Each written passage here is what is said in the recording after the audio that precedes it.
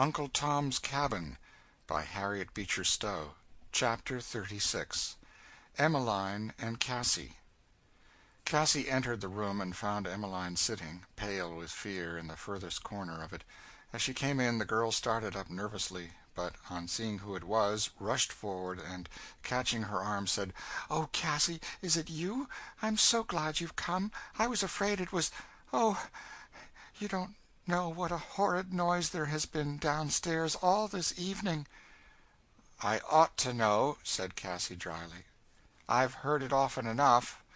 "Oh, Cassie, do tell me. Couldn't we get away from this place? I don't care where. Into the swamp among the snakes, anywhere. Couldn't we get somewhere away from here?" "Nowhere but into our graves," said Cassie. "Did you ever try?" "I've seen enough of trying, and what comes of it," said Cassie. "I'd be willing to live in the swamps and gnaw the bark from trees. I ain't scared of snakes. I'd rather have one near me than him," said Emmeline eagerly. "There have been a good many here of my opinion," said Cassie.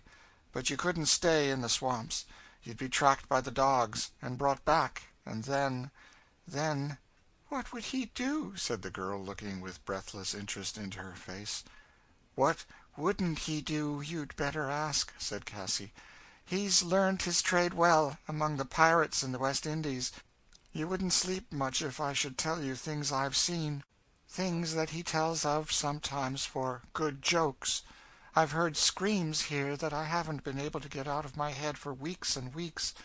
There's a place way out down by the quarters where you can see a black blasted tree, and the ground all covered with black ashes.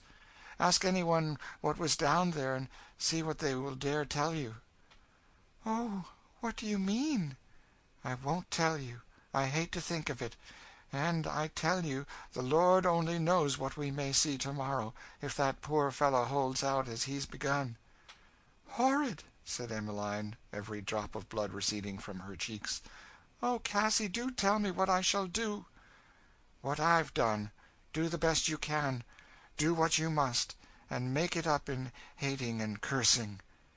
"He wanted to make me drink some of his hateful brandy," said Emmeline, "and I hate it so." "You'd better drink," said Cassie. "I hated it, too, and now I can't live without it. One must have something. Things don't look so dreadful when you take that." "Mother used to tell me never to touch any such thing," said Emmeline. "Mother told you," said Cassie, with a thrilling and bitter emphasis on the word mother.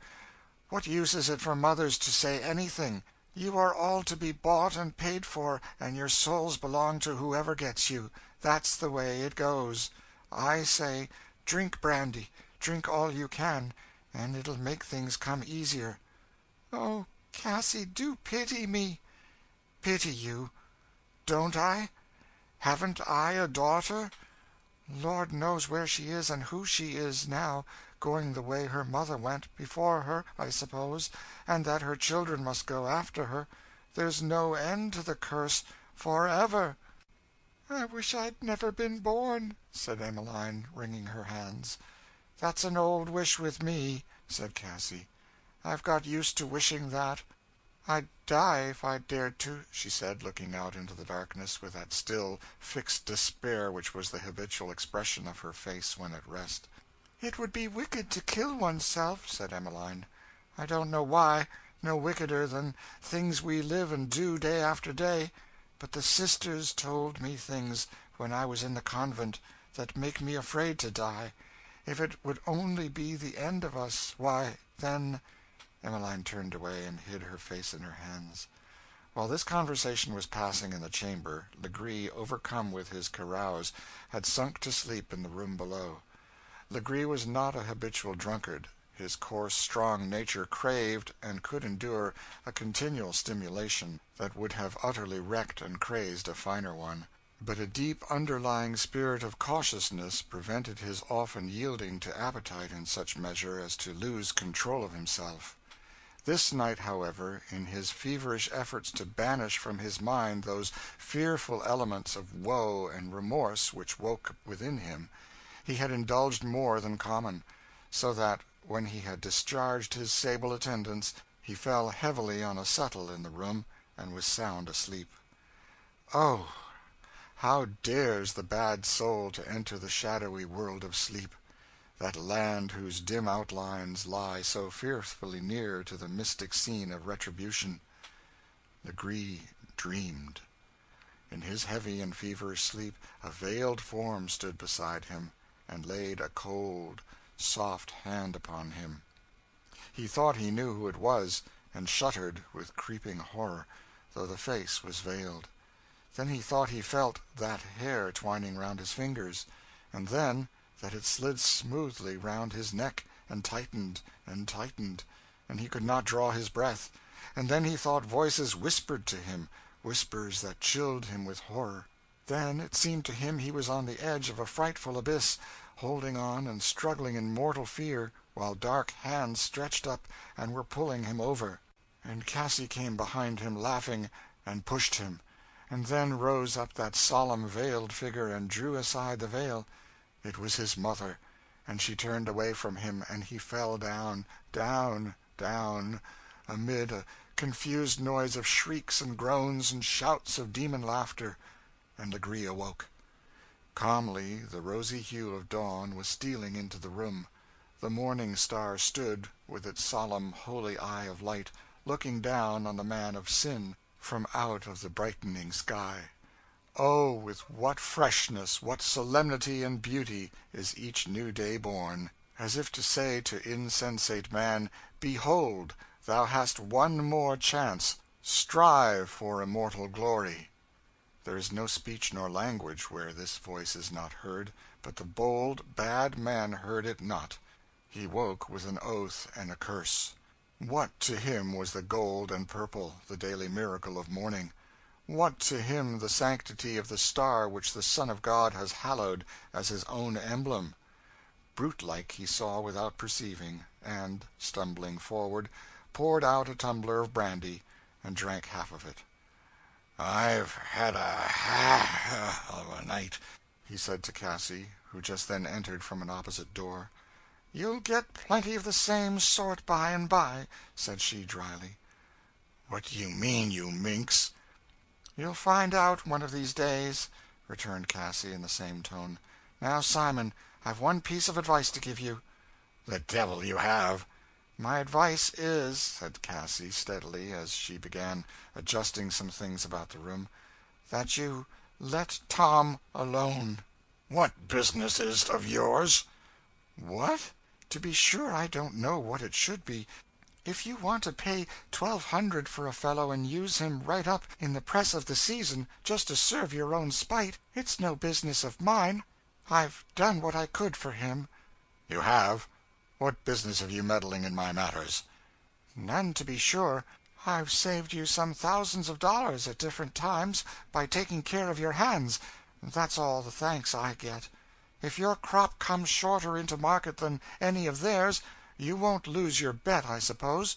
Tompkins won't lord it over you, I suppose, and you'll pay down your money like a lady, won't you?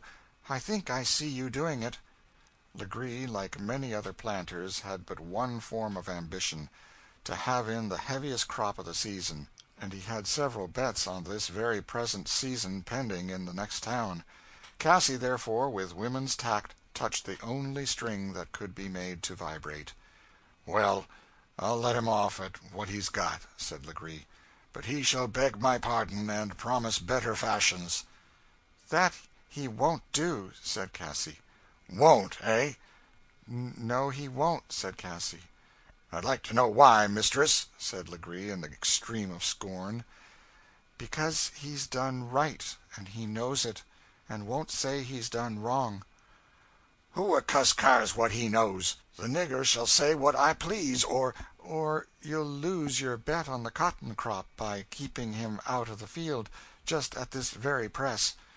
"But he will give up. Of course he will. Don't I know what niggers is? He'll beg like a dog, this morning." "He won't, Simon. You don't know this kind. You may kill him by inches. You won't get the first word of confession out of him." "We'll see. Where is he?" said Legree, going out. "In the waste room of the gin house," said Cassie. Legree, though he talked so stoutly to Cassie, still sallied forth from the house with a degree of misgiving which was not common with him. His dreams of the past night, mingled with Cassie's prudential suggestions, considerably affected his mind. He resolved that nobody should be witness of his encounter with Tom, and determined, if he could not subdue him by bullying, to defer his vengeance to be wreaked in a more convenient season. The solemn light of dawn, the angelic glory of the morning star, had looked in through the rude window of the shed where Tom was lying, and, as if descending on that starbeam, came the solemn words, "I am the root and offspring of David, and the bright and morning star." The mysterious warnings and intimations of Cassie, so far from discouraging his soul, in the end had roused it as with a heavenly call. He did not know but that the day of his death was dawning in the sky, and his heart throbbed with solemn throes of joy and desire as he thought that the wondrous all of which he had often pondered, the great white throne with its ever-radiant rainbow, the white-robed multitude with voices as many waters, the crowns, the palms, the harps, might all break upon his vision before that sun should set again. And therefore, without shuddering or trembling, he heard the voice of his persecutor as he drew near. "Well, my boy," said Legree, with a contemptuous kick, "how do you find yourself? Didn't I tell yer I could larn yer a thing or two? How do you like it, eh? How did your w'ilin agree with yer, Tom? Ain't quite so crank as you was last night. You couldn't treat a poor sinner now to a bit of sermon, could you, eh?" Tom answered nothing. "Get up, you beast," said Legree, kicking him again. This was a difficult matter for one so bruised and faint, and, as Tom made efforts to do so, Legree laughed brutally. "What makes you so spry this morning, Tom? Cotched cold, maybe, last night?" Tom by this time had gained his feet, and was confronting his master with a steady, unmoved front. "The devil you can," said Legree, looking him over. "I believe you haven't got enough yet. Now, Tom, get right down on your knees and beg my pardon for your shines last night." Tom did not move. "Down, you dog!" said Legree, striking him with his riding whip. "Massa Legree," said Tom, "I can't do it. I did only what I thought was right.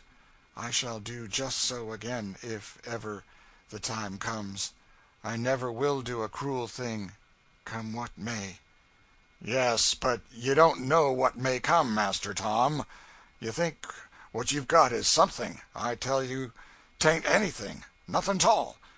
How would you like to be tied to a tree and have a slow fire lit up around you? Wouldn't that be pleasant, eh, Tom?" "Massa," said Tom, "I know ye can do dreadful things, but—" He stretched himself upward and clasped his hands. "But after you've killed the body, there ain't no more you can do. And, oh, there's all eternity to come after that." Eternity. The word thrilled through the black man's soul with light and power as he spoke. It thrilled through the sinner's soul, too, like the bite of a scorpion. Legree gnashed on him with his teeth, but rage kept him silent. And Tom, like a man disenthralled, spoke, in a clear and cheerful voice, "Massa Legree, as ye bought me, I'll be a true and faithful servant to ye. I'll give ye all the work of my hands, all my time, all my strength. But my soul I won't give up to mortal man. I will hold on to the Lord, and put his commands before all, die or live. You may be sure on it. Master Legree, I ain't a grain feared to die. I'd as soon die as not. You may whip me, starve me, burn me. It'll only send me sooner where I want to go." "I'll make you give out, though, 'fore I've done," said Legree in a rage. "I shall have help," said Tom. "You'll never do it." "Who the devil's going to help you?" said Legree, scornfully. "The Lord Almighty," said Tom. "Dang you!" said Legree, as with one blow of his fist he felled Tom to the earth. A cold, soft hand fell on Legree's at this moment. He turned. It was Cassie's. But the cold, soft touch recalled his dream of the night before, and flashing through the chambers of his brain came all the fearful images of the night watches, with a portion of the horror that accompanied them. "Will you be a fool?" said Cassie in French. "Let him go. Let me alone to get him fit to be in the field again. Isn't it just as I told you?" They say the alligator, the rhinoceros, though enclosed in bullet-proof mail, have each a spot where they are vulnerable, and fierce, reckless, unbelieving reprobates have commonly this point in superstitious dread. Legree turned away, determined to let the point go for the time. "Well, have it your own way," he said doggedly to Cassie. "Harkee," he said to Tom, "I won't deal with you now, because the business is pressing, and I want all my hands, but I never forget. I'll score it against you, and sometime I'll have my pay out of your old black hide, mind you." Legree turned and went out. "There you go," said Cassie, looking darkly after him. "Your reckoning's to come yet. My poor fellow, how are you?" "The Lord God hath sent his angel and shut the lion's mouth for this time," said Tom. "For this time, to be sure," said Cassie. "But now you've got his ill will upon you, to follow you day in, day out, hanging like a dog on your throat, sucking your blood, bleeding away your life, drop by drop. I know the man." End of chapter 36.